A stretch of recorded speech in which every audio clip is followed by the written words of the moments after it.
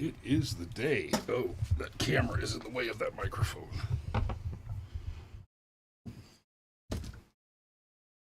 Get you an early morning dose of ASMR here, guys. Yes, Lord. I want more coffee, please. Oh, Cameron needs coffee too. Can't have a Firearms Friday without a hot cup of get shit done. Yes, Lord.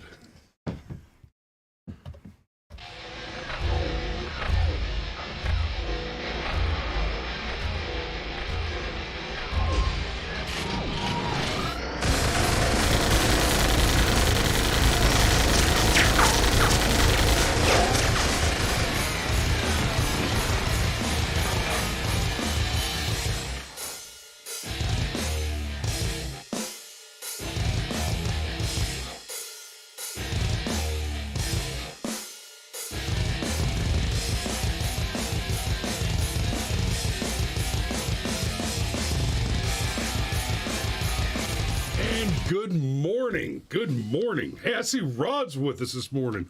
And fishing, golf, and guns with First Blood. Good morning, gentlemen. And y'all, it's Friday. It is Friday morning. Yes, the local station, WSB Radio, they always say, "You've made it to Friday." And I'm like, I get what you're going for, but that's morbid.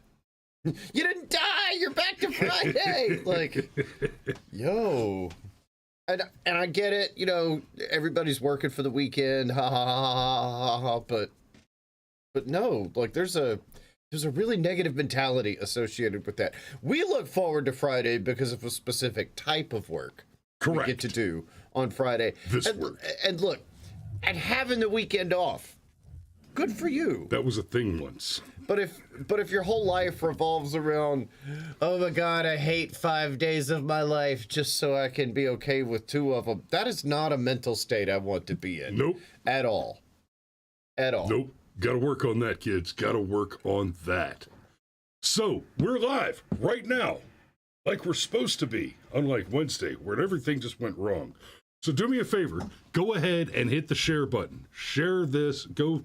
I see half a dozen of you over on Rumble, several of you watching on YouTube. I don't see anybody watching from Facebook yet this morning, which, whatever. Screw Facebook. But go ahead and share on your various social media, and let's get those numbers up this morning. We're going to do some DGUs, but first, we're going to have a brief conversation about the Sergeant Perry situation because I covered that on Monday and Cameron wasn't here for it. So you had some things to say about that. Well, yeah, and I wish I had been here on Monday because a whole bunch of other people have laid out more or less some version of what I am about to say here. But I think the Sergeant Perry situation is deeply concerning beyond the face of it. Texas has really strong castle doctrine, really strong stand your ground laws. Okay. And this was a clean shoot.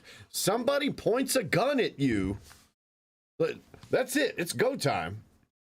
I mean, it's as clean gets.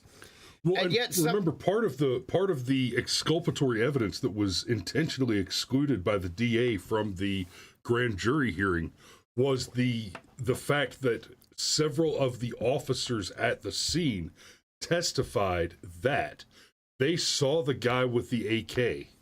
They were watching him closely, and to a man they said, this guy was dangerous. This guy was making threats. Literally, the only reason we as police officers had not already shot and killed him is because he hadn't yet pointed the weapon at us. But we were watching him closely and expecting him to do so. Right. So, I mean, we tend to come down on the side of the shooter, even if it's not quite so clean, because self-defense is a pretty paramount thing. If you don't have life, you don't have liberty, you can't pursue happiness. And yet somehow, with this clean shoot, Sergeant Perry ended up in jail. And it honestly reminds me of the whole thing in 2020 when Sidney Powell and the like were like, oh, well, protest the vote by not voting. And it's hold on. And it's like, hold on a second. Oh, wait a minute. And that's what I feel like is going on here.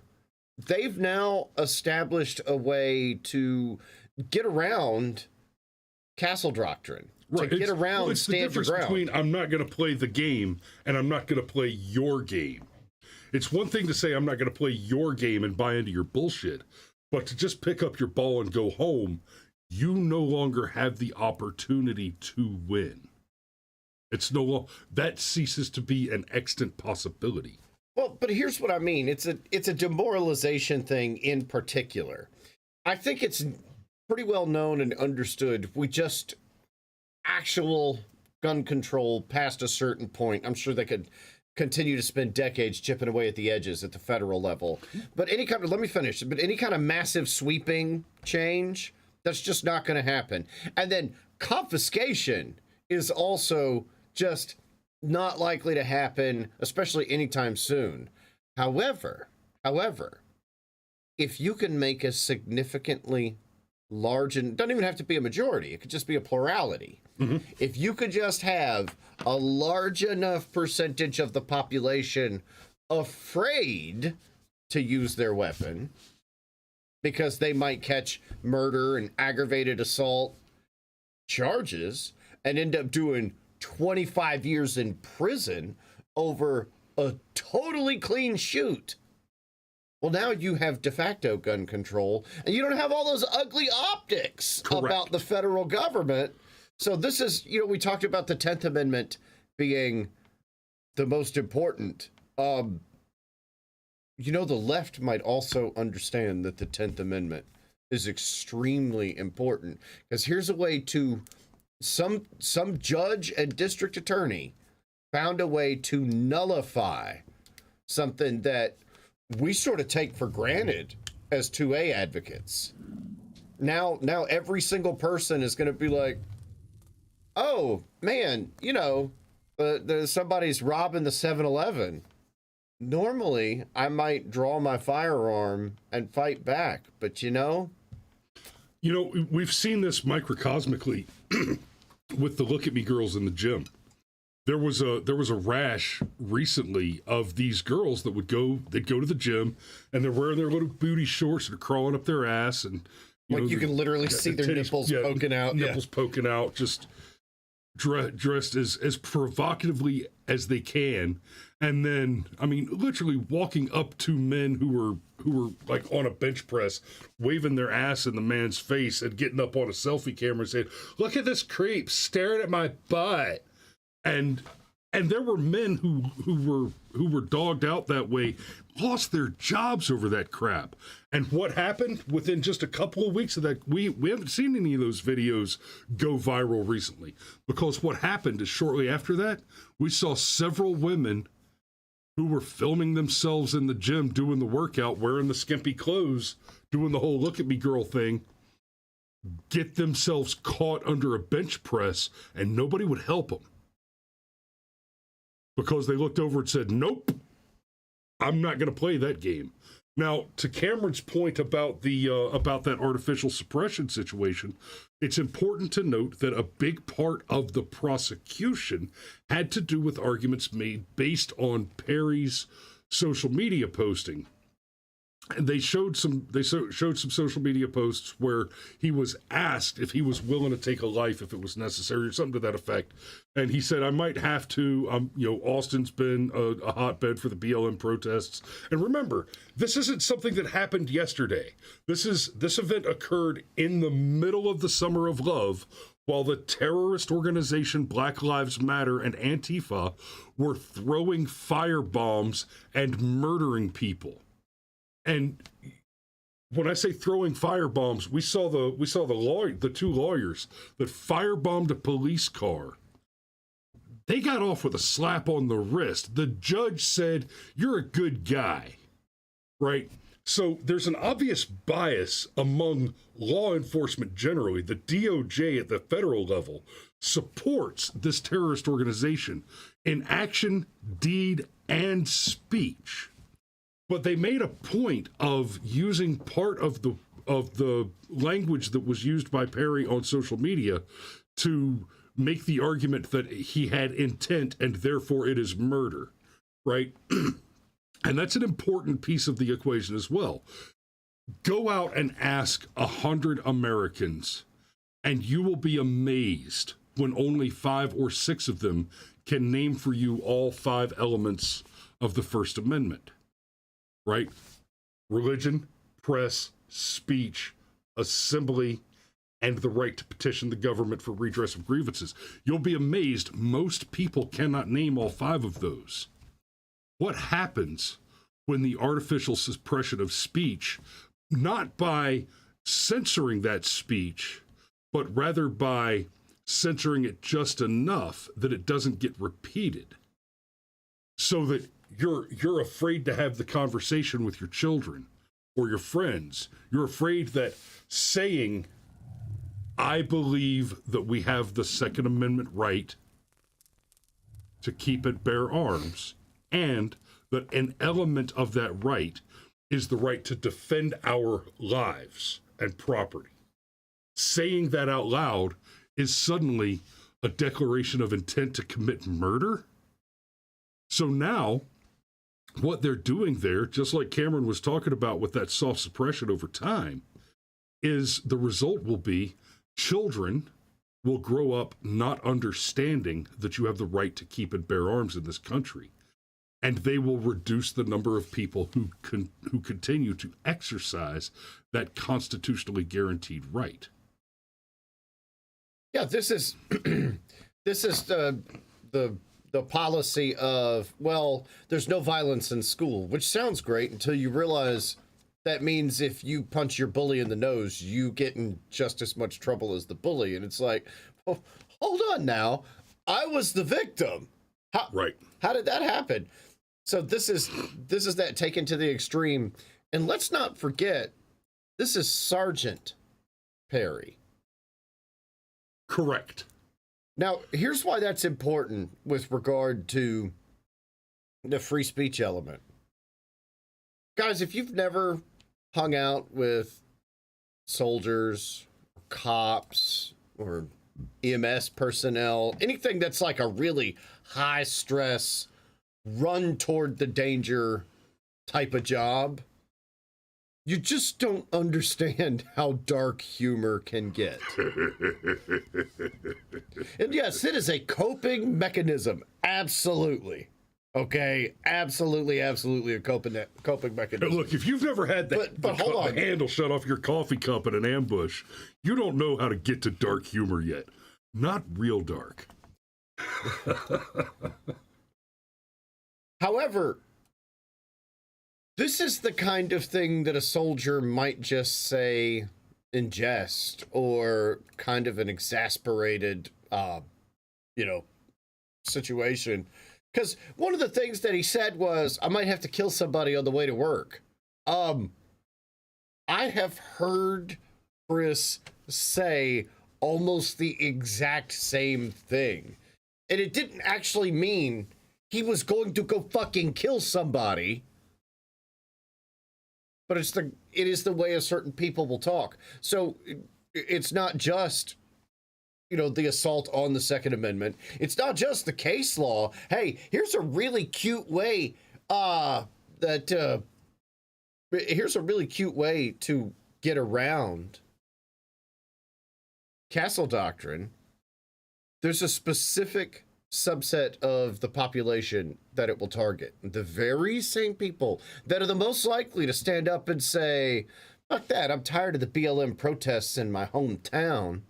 Those are the very people that will be most affected by this. So, and, kind of in line with what you're talking about and the way that soldiers think. I had a doctor's appointment earlier this week, and Veterans Affairs stuff, and they ask you the questions. And, one of the questions is, have you ever thought of hurting yourself? Or have you ever considered committing suicide? No, I'm good. And then they ask, have you ever thought about hurting or killing another human being? And every time they ask me that question, like, that was literally my job. Yeah, I have been to active war zones and engaged in contact with the enemy. Yes, I have to qualify this for you, sweetheart. I have absolutely given a lot of thought to hurting or killing other people. It was literally my job for the U.S. government for nearly a decade. And in fairness, a job that I liked a lot. But also in fairness, I haven't killed anybody in over 10 years. That you know of. A little over 10 years. No, I'm pretty sure I would know that one. But that's one that always gets. Have you ever thought about hurting anybody? No. It's like, well, Doc, I don't know. Have you ever thought about putting a stethoscope on somebody? You ever considered it? Yeah, man, I had something similar happen to me once where, yeah, please, God, yes. I had something similar happen to me once where, like, I was right in the middle of my divorce and this nurse practitioner was like, so if you had any suicidal ideation, and it's like, I'm going through a divorce, lady. Like, what kind of a stupid ass question is that? Like, so yeah, that's everything about that situation is terrifying, and it is a suppression of the Second Amendment, and it has the benefit of being able to also suppress the First Amendment.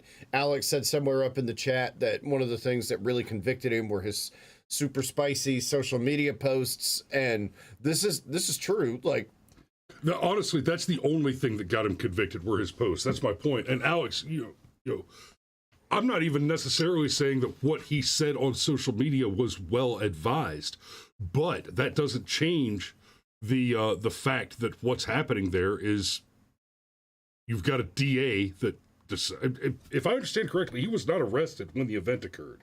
No, he was arrested like a year later. Yeah, the cops who were on scene that were like, well, clean shoot is clean. Yep, he pointed a gun at him, and whoops, turns out you pointed a gun at a trained military fighter. Yeah. And hey, look, the dummy racist terrorist picked a not so soft target, and his fuck around coefficient intersected with the tangent of find out with explosive results. And Pitt Dan, and I know we got to get to some DGUs, but Pitt Danny brought something up. You don't say it, but Madonna can. And of course, he's referring to the time Madonna said, well, I've thought about blowing up the White House. And it's like, yo, if I said that, the Secret Service would be at my house. Correct. Right? And not unreasonably so, mind you. But just the same, that would be the result. So it's, it's all of us, man. And even with the awful stuff that he said on his social media, like, guys, like, listen to a group of firefighters tell jokes after they've been awake for about 24 hours straight. Okay. Like, Alex, this is perfect. Thank you for this. Alex says, I know you're not. That's where we're going. It'll nullify stand your ground. Yes. Right. But this is important too.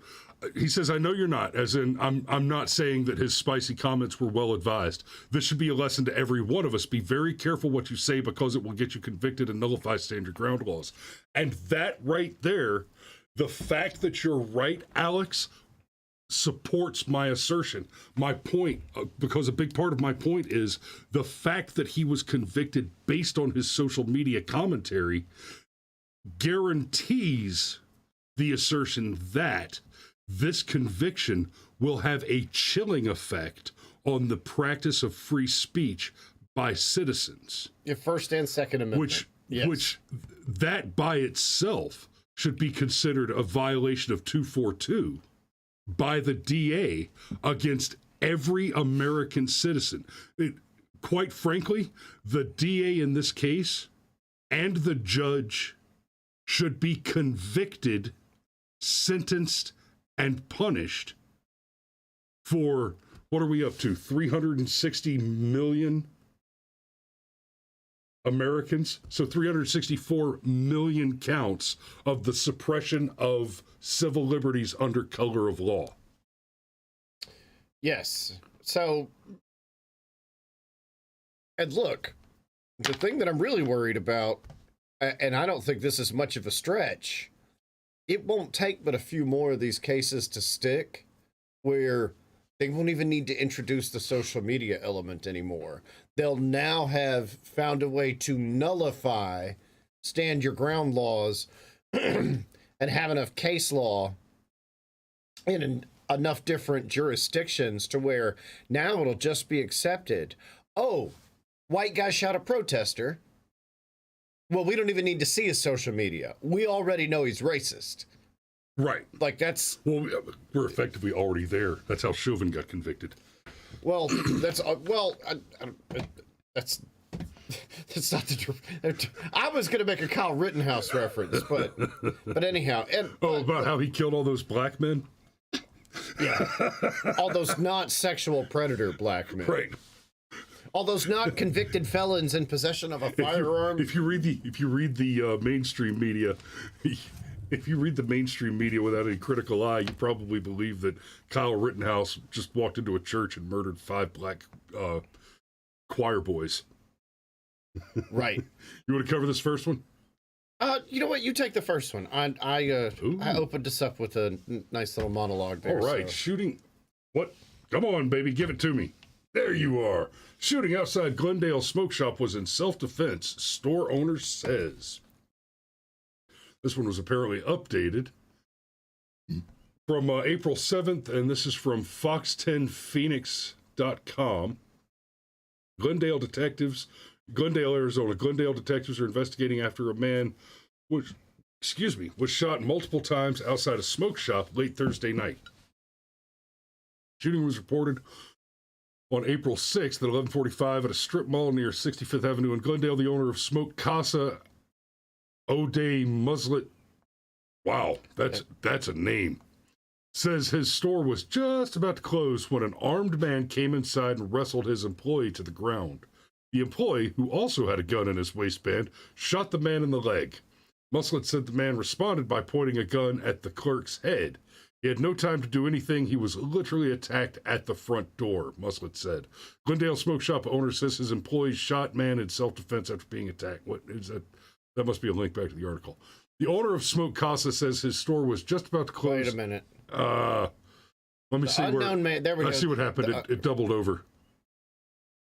Muslet then claimed that the clerk grabbed another gun they had on hand at the store and shot the man outside. That's right. And that's when I went for my kitchen gun.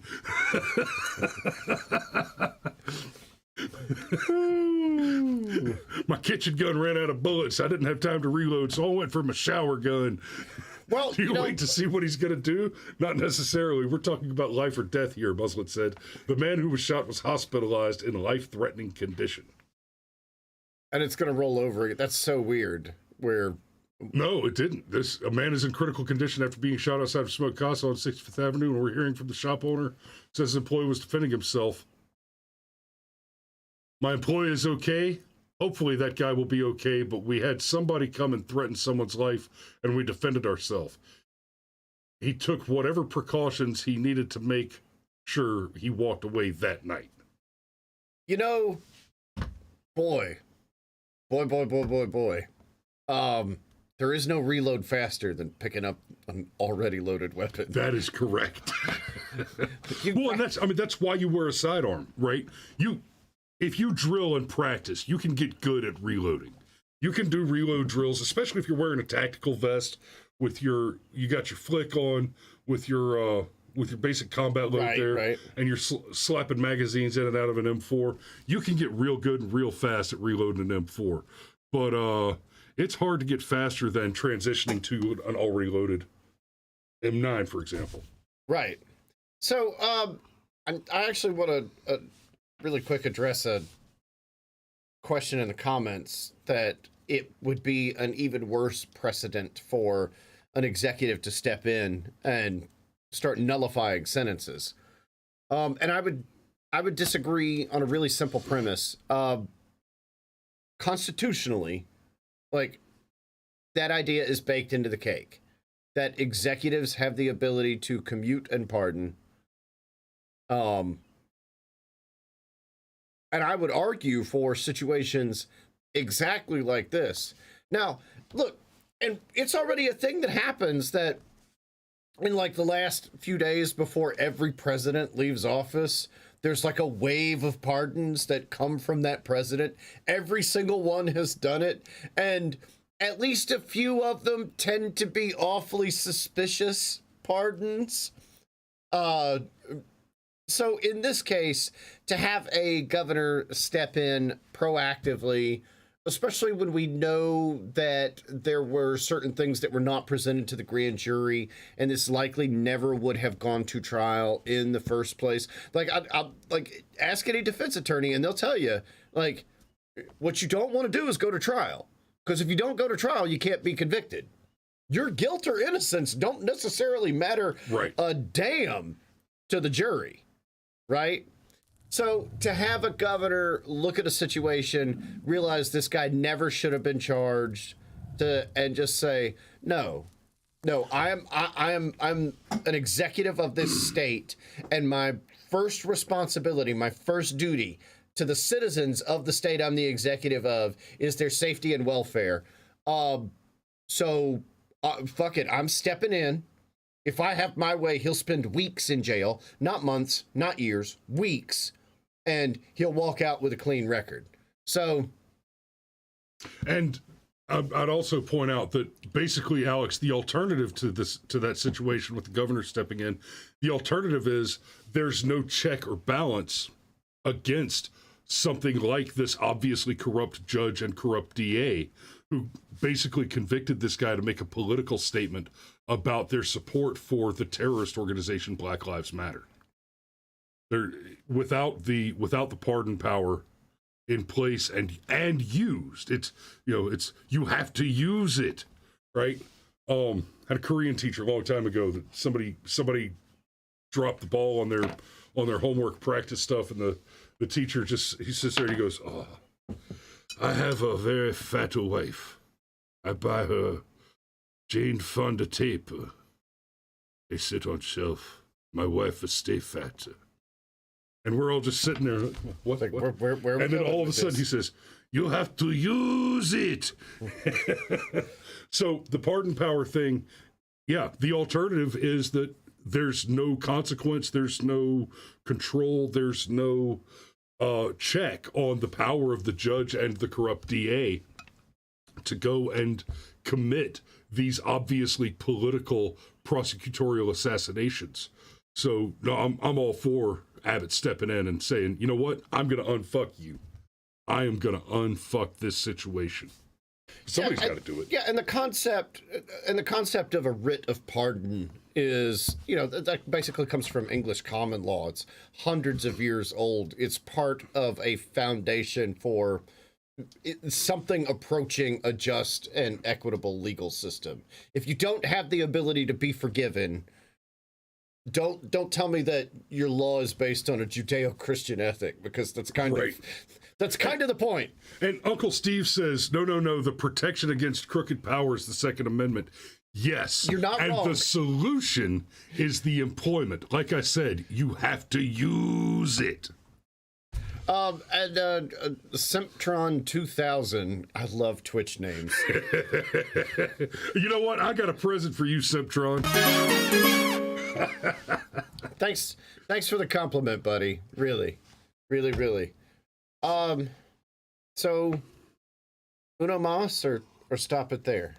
Yeah, you know what? We can do Uno Mas. My day got weird, so I got a little extra time. Let's do Uno Mas, and then we'll get to the but we've got several to choose from. I'm gonna make you read this one. You're gonna make me? Okay. Well, I'm going to let you. You'll enjoy it. Oh boy, Nashville again. Okay. WKRN.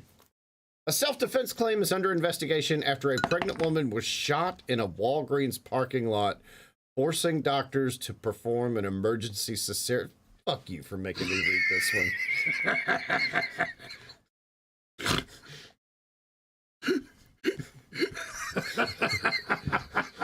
Also was the headline, pregnant woman. According to Metro Police, the shooting happened around 8 p.m. Wednesday at the Walgreens in the 2500 block of Galatian Avenue in East Nashville. Police said a Walgreens employee was notified by another employee that two women were stealing items from the store. Oh boy. The employee told police he saw the woman putting items in a store cart and into a large over-the-shoulder bag. The employee said he began recording the women with his cell phone and followed them as they left the store without paying for the items. According to investigators, the employee said as the woman began putting items into the trunk of the car, he made his way to the back of the car. That's when one of the women reportedly pulled a can of mace. Ooh, that's... How do you make shoplifting a felony? That right there, okay? The employee then pulled his semi-automatic pistol and began shooting, saying he was afraid and didn't know if either of the women were armed. No, bruh, they were armed. They had mace. Yeah, they used chemical warfare on you.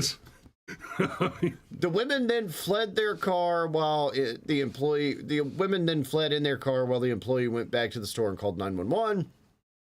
Investigators said one of the suspected shoplifters, a 34-year-old woman, was 7 months pregnant and had been shot multiple times by the employee. The woman she was with dropped her off at General Hospital. Drove away. Bitch, get out! Why you mace that man? It's just a cell phone. An ambulance then took her to Vanderbilt University Medical Center. An emergency C-section was performed. The woman's child, who was not injured by the gunfire, was delivered. Both women and yeah, okay. So, this shouldn't have been funny. This story shouldn't have been funny. But let's be real. Beginning of the show when we talked about dark humor, the pregnant woman was a criminal engaged in crime, who arguably was using her status as a pregnant woman as a social shield, like how Gaddafi would always give a speech in public, and he always made sure he had children in the front row. So if you ever just dropped a bomb on him, right, you always killed children. If yeah, so that's anyhow. All right, so yeah, that just happened. Yeah, thanks for that. You're welcome. Just, you know what though? Seriously, now that I've had a moment to process the story and everything, they're investigating it as self-defense. If you mace me, if you attempt to tase me, right? Anything like that. Once you bring a weapon into it, this is no longer fisticuffs. Right?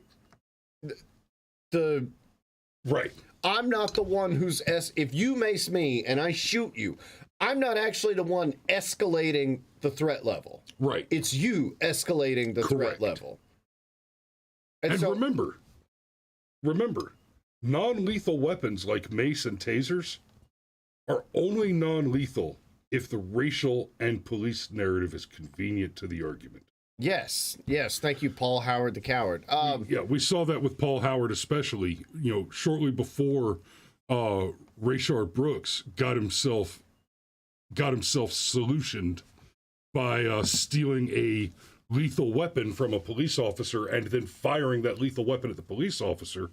We were reminded by Howard the Coward that despite his having claimed only a few weeks earlier, because a case where the shoe was on the other foot, that a taser was a lethal weapon, he came back in the Rayshard Brooks case to try and lynch a couple of white cops based on the assertion that the taser was suddenly not a lethal weapon for the context of a black inebriate stealing a weapon from a police officer and then attacking him with it.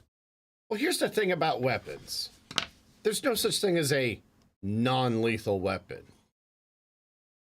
There are less lethal weapons. In theory, yes. But don't tell me a weapon is non-lethal. You're a liar. Sir Major says, can you imagine the people in California watching your show on the way home from an all-nighter? I would absolutely adore to hear comments from some of those watchers. That would be fantastic. All right, it's Friday. It's time for a safety brief. I don't know what plans you have this weekend. There's nothing big going on this weekend, is there? As far as I know. It's just a weekend. So, y'all be safe out there. Be careful. If you're out there, I know we got some younger guys watching. If you're out there swiping on your Tinder, Grindr, whatever appy things, before you find yourself out there deploying your troops into the hot zone, right? You take a moment to consider the maintenance status of your APC and stay in your lane. Right? Safety, safety, safety. Now, coffee first, mission second or third, safety's like 5 or 6, but it's still on the list, right? Coffee, EDC, mission. Safety comes down there somewhere. So, don't drive drink, don't fry bacon naked. We love you, and we will see you on Monday.